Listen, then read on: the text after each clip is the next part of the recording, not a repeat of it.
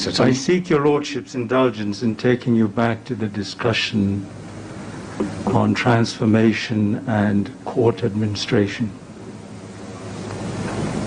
You have told us at some length of the problems and challenges that face the judiciary currently.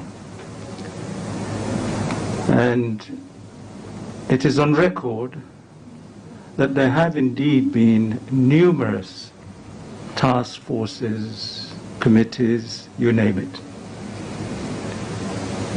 I can recall under Chief Justice Gicheru, various committees, the Onyango Otieno one and so on. You yourself, my Lord, chaired a committee or a task force and made substantive findings and recommendations. And there were even committees that sat to implement those recommendations. Now my concern is this, my Lord. Despite that, we still appear to be stuck in the mud. There seems to be an inherent problem within the judiciary in achieving the objectives. Your Lordship used words like the lack of coordination, the lack of focus. There are too many committees and they adversely affect the work we do. Judges are not quite involved. Now, my Lord, what is that inherent problem that prevents the judiciary from seeing the light of day, from implementing those recommendations to their logical conclusion? Some of these reports date 20 years.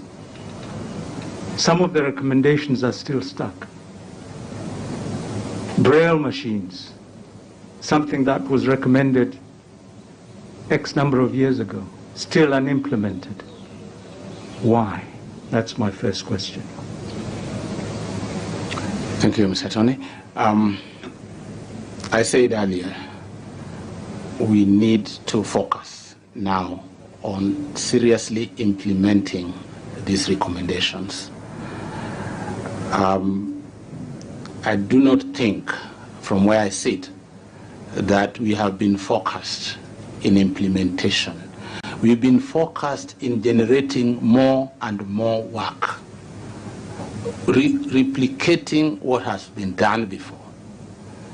The problem we have in this country, in the judiciary, simple: backlog, delays, issues of corruption, and all those solutions to all those problems are in those reports.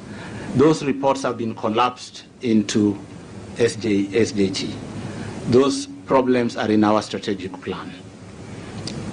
It has been that we have not paid attention to the implementation, which is one area that the next Chief Justice needs to take on. Because all those reports say at the end that there will be an implementation mechanism, there will be monitoring and evaluation mechanism to ensure that we achieve the objective of those reports. They were not done in vain, and as you observed, there are many. I counted, I think, 15, and if you read all of them, they say the same thing. So, my Lord, what then is your Lordship's vision for the judiciary? If God grants that you become the next Chief Justice, you will have like 10 years. What is your vision vis-a-vis that stagnation in these reports and recommendations, so that in the course of your tenure, you can leave a legacy where indeed we can sit here, those who will be here, and say, yes, the judiciary is now out of the mud. In one sentence, restoration of public confidence in the judiciary is my main agenda. Of course, there are many facets to that, many. You must make work move, reduce waiting period. You must make people work, go to court. They are going to court right now, but I don't think we are working smart. And so my legacy is that of a satisfied litigant who comes to court and gets justice expeditiously. Thank you, my Lord. Would there be a case of disciplinary measures being taken in the event that it was established that this discretion had been abused? It has not been exercised judiciously. Obviously, if there is evidence of impropriety, if there is evidence of incompetence, those are grounds recognized for disciplinary action. And your Lordship would take that course of action in an appropriate case? Yes, I would. Thank you, my Lord. Now, our national values and principles of governance, as you know, my Lord, are in Article 10, good governance, integrity, transparency and accountability. Now, what would you see the role of the Honourable the Chief Justice in terms of accountability? Thank you. The Constitution starts by reminding us that the powers we exercise are not our powers. They are powers donated to us by the people. And so at every level we are accountable to the people. They are our employers. Everything we do to satisfy their needs. And so there are laws that, apart from the fact that there's an appellate system that is also a means of accountability, the law requires, the Judicial Service Act requires the Chief Justice to tell the country what the judiciary and the administration of justice in general has done and what were the challenges, what were the achievements. And that's a requirement of the law, which I think the Chief Justices have performed quite. Apart from this observation that the National Council on the Administration of Justice brings together very many players. And when we give the State of the Judiciary and Administration of Justice report, equal chance ought to be given to the other players in the report. If you look at the report, 3/4 is judiciary, very little about the other arms. Yet it's supposed to give an overview of what we have done working in synergy with the other agencies. Again, NCAJ as it is has done also some great work, but could do more by having frequent meetings, focused meetings to address some of these things in order of so that we can account to the people. The one area I commend NCAJ under the leadership of the retired Chief Justice is the manner in which the COVID situation was handled by the agencies in this council.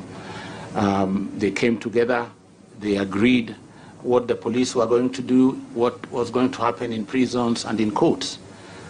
And that's how we need to work, so that the synergy Even in terms of trials in court, we need to be able to coordinate and cooperate.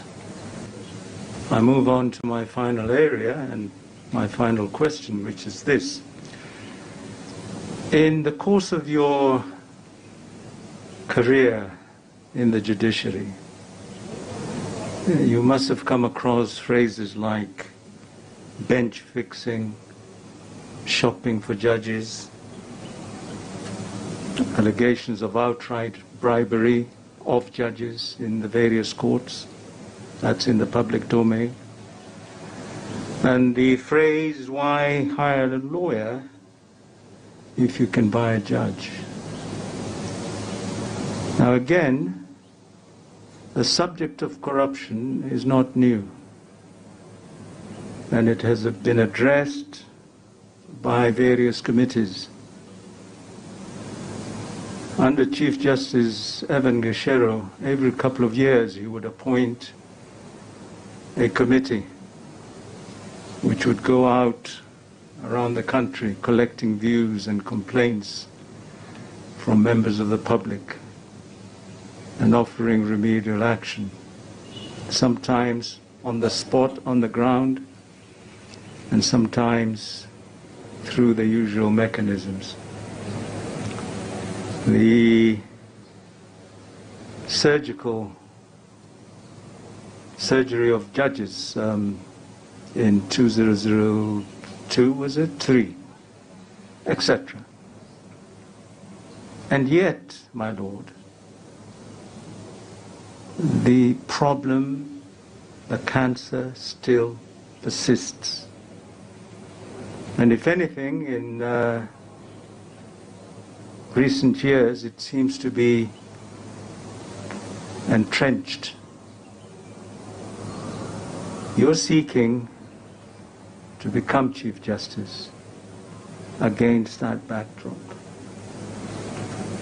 where there is rampant corruption in the judiciary, real or perceived. There are allegations of cartels being out there, making all manner of deals. What is going to be different in your tenure, in your contribution as Chief Justice Ouko to the fight against corruption? How will you do it?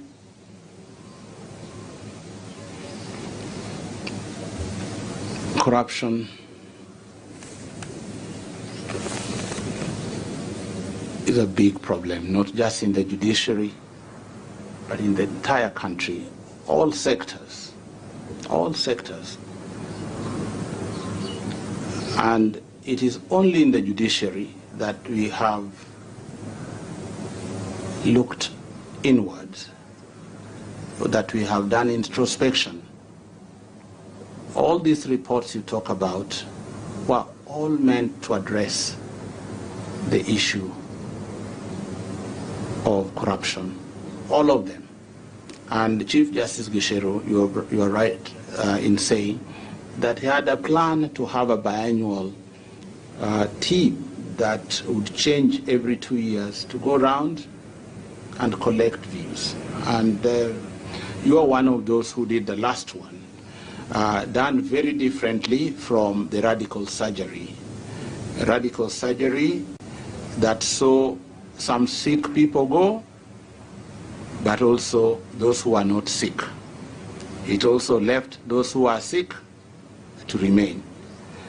Yours was different because you are able to hear the parties, the person complaining and the person being complained against. So there must be, from the reports we read, there must be corruption. But one credit is that the judiciary has always taken its own initiative to fight corruption. Corruption is not like, what can I say, it's like night running. Nobody runs, a night runner doesn't run during the day. It is done in the dark. It takes two to tango. And so, even as we try to address corruption within us,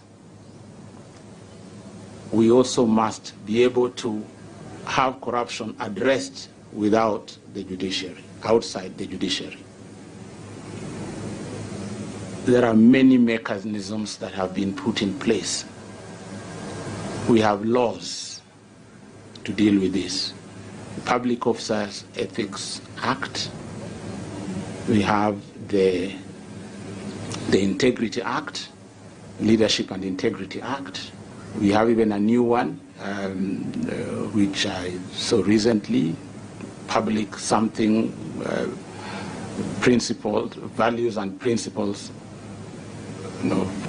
Values and Principles Act, I think that's what it's called.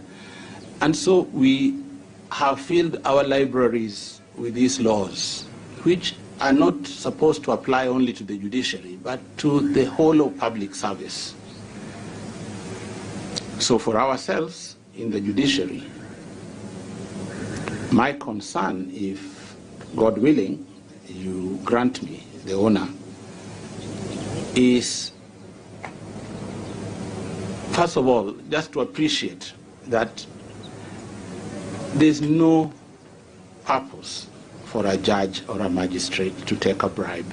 If you look at what the commission has done to us, the salary of a judge, the salary of a magistrate, if you leave out the salaries, the perquisites, the benefits, you have a car grant, you have a medical scheme, you have a group accident policy, and you can go on and on and on.